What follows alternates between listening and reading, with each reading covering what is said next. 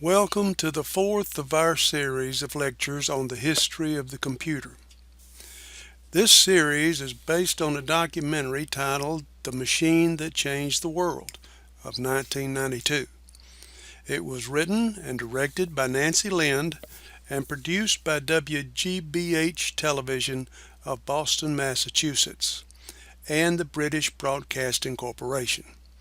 Backers included the Association for Computing Machinery, the National Science Foundation, and the Unisys Corporation. It's a terrific documentary that includes actual interviews with some of the people who were instrumental in the evolution of the computer. The previous lecture was based on the Inventing the Future episode. Now we move to the period described by the next episode in that series, the Paperback Revolution. At the end of the previous lecture, we learned of the invention of the integrated circuit by Robert Noyce and Jack Kilby. Later, Robert Noyce will lead Intel in the development of the first microprocessor. You may recall that IBM's first venture into the field of commercial computers was the IBM 650. Around 1962, IBM designed the IBM 360, which introduced what amounted to the world's first operating system. Remember that the first programming languages were created only around 7 years before the IBM 360. During that time, programmers had to write all the instructions to make the computer function, including not only those instructions demanded by the application, such as calculating the withholding of a payroll transaction, but also those that simply moved data around in the system. In other words, the programmer had to write the instructions to capture the data from the keyboard and place it on the screen, or properly manage memory, or manage other types of devices.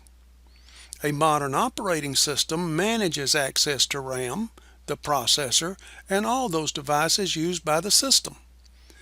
The IBM 360 was the first computer to include the software that would perform those kinds of housekeeping functions, shall we say, for the programmer, the user, and the application software.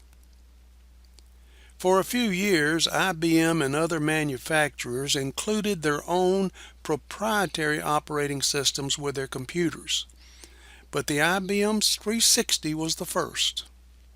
It was only later that generic operating systems like Unix were created. Let's meet some of the other major players in the evolution of the computer. Ivan Sutherland is considered to be the father of computer graphics. You remember when we were introduced to Alan Turing, the man who thought that computers could do more than crunch numbers. Well, Ivan Sutherland is another man who explored the potential of using the technology in other ways. While working on his PhD, Dr. Sutherland was involved in the development of Sketchpad, the first effort in using the computer for graphic design. Let's look at a short demonstration from the early 60s of Sketchpad. I think it looks something like that. What I've done is I regard that first picture as a master. And I call up a copy of it, and I can manipulate it locally. I can reduce it, magnify it, I can rotate it, and then replace it right there. And I can do this several times. This is, of course, very instrumental for repetitive drawings like circuit diagrams or bridge bays, where we have several repetitive structures. Oh, if you were drawing a circuit diagram, you might have little resistors or transistors or something already drawn and stored away, and you could call up as many of those as you wanted. Right. Now, imagine that when I was doing my design work, I made a mistake in my master. Well, in order to correct that mistake, I would go back, and let's say I don't really want this circuit or segment to be in here. I erase it.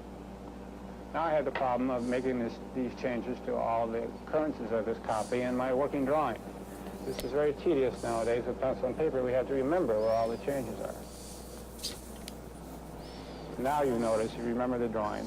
that we now have lost our circular arcs. So if the manufacturer, for instance, of some electronic part changed the design somewhere one of these years, you could just automatically change all the drawings in which it appeared. Correct. At the time, that was the state-of-the-art computer graphics software. Would you say that we've come a long way since then? Let's hear Dr. Sutherland himself. Xerox PARC did a great deal of man-machine interaction work. I think Steve Jobs came around to visit PARC and saw what was going on with the Alto, and the Macintosh was the result of that. So I was, a party to much of this development that went on, either as an observer or a participant. And I think it's been an exciting period. Sketchpad is now nearly 50 years ago. And it's been 50 years of a continuous development of usability of machines for all kinds of purposes. And of course, the machines are thousands of times more powerful now than they were when we started. The important question for the future is, where do we go from here? I was amused to see that the religious wars about how to interact with a computer broke out right in this room this morning. And I've watched those religious wars over and over and over again. And my counsel is, live and let live. The right editor to use is the one you know. Okay, the right kind of bicycle to ride is the one you know. Okay, the right language to use when you speak is the one you know. And the same is true with computer interfaces. The one that you should use is the one you know. And I have no objection to a command line person who says, I like command line. They're terrific, and if you understand them and you use them, a few keystrokes get you a lot. And the people who love command lines just say they're the only thing to use. All of the measurements that I know of productivity using computers say that people who have good ideas about what to do are lots better at doing them independent of the tools. I will assert that Picasso would have made terrific art on computers if he'd had them. Okay, what was great about the man was not the tool he used, but what was in his head, how he was able to do it. And I think the same is true in sort of every field of human endeavor. I don't know how many of you saw Monsters, Inc. Can I see a show of hands for Monsters, Inc.? I loved that movie. It was a terrific movie. Now, what was great about that movie? Was the computer great about that movie? No. It was Lasseter's direction. It was the story. It was the fact that you could immerse yourself in a world that was quite unlike your own, in which infants were terribly frightening. And then there's that wonderful scene of all the doors. I mean, what a wonderful thing. What an image it creates. And it would have been hard to create those images by drawing them in the old Disney style, but not impossible. And what's wonderful about that work and what's wonderful about what Pixar is doing is not the technology, it's the results. And I kind of feel that we celebrate the people who get great results out of whatever technology. We celebrate the great artists who got wonderful things with oil on canvas. We celebrate the great sculptors who were able to find inside that hunk of marble some beautiful shape. All they did was to remove the parts that weren't David, right? And it didn't matter what tools they used to do it. Didn't matter how they polished the marble.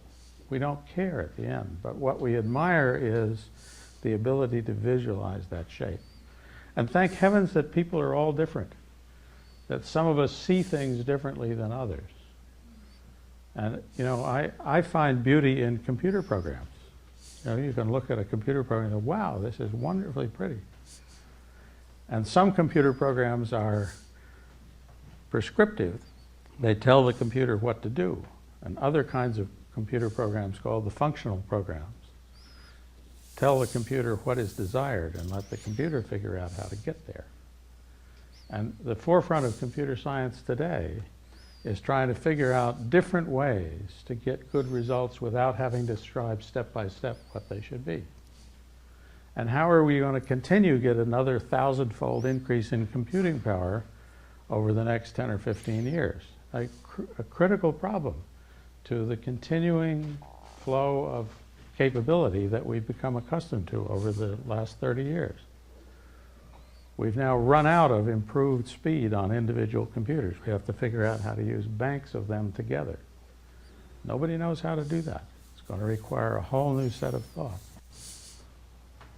What I find exciting about the opportunities that there are around this field is there's lots of things still to be done. And I think the excitement that I sense in this meeting comes from the realization that there is that potential. And I urge you as you go forward to do the things that you find exciting. It doesn't matter what you do. What's important is that you find it exciting. Because the things you find exciting will lead you both to your own pleasure, but also to the pleasure of others, because you're likely to do them well. And we admire things that are done well, whatever they are. A fine meal well cooked. A fine poem well crafted.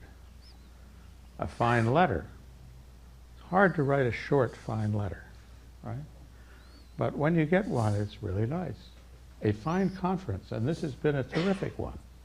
Some organizers put together a program here that's been interesting and varied, and I think they did it because they love the subject. I'm glad I came to meet all of you and participate here a bit. And I think I like to look forward and say, what's the future going to be? My father was fond of talking about the birds of Uchi-Kuchi. He said, don't be a bird of Uchi-Kuchi. Why not? Well, they always fly backwards so they can see where they've been rather than where they're going. And what I find interesting is, where are we going?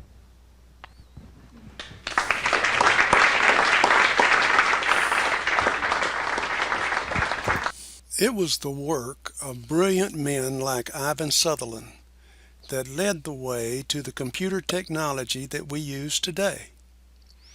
We will learn more about Dr. Sutherland when we talk about the history of the Internet. Now let's take a short break right here. Look over your notes, and when you're ready, come on back for the second lecture on the Paperback Revolution.